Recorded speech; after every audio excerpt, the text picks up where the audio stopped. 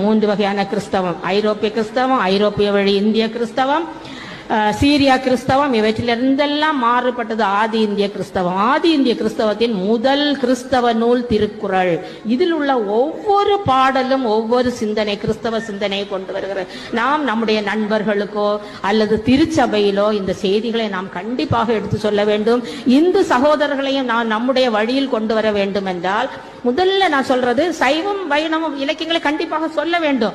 முதலாவது திருக்குறளை சொல்லுங்கள், அவர்கள் ஏற்றுக்கொள்வார்கள். அதன் பின்னர் கிறிஸ்தவத்தின் அந்த கால அடிப்படையில் பார்த்தாலும் முதல் நூற்றாண்டில் தோன்றியது திருக்குறள்.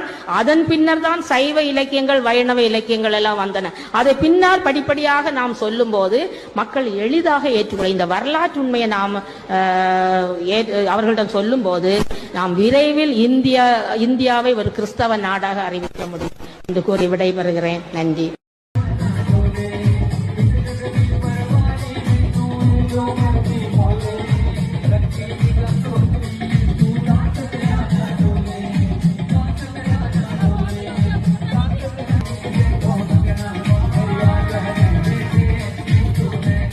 எங்க அம்மா அடிக்கடி சொல்லுவாங்க சார், அமாவாசை வெயில ரொம்ப நேரம் நின்னா பைத்தியம் பிடிக்கும்னு. கரெக்டா தான்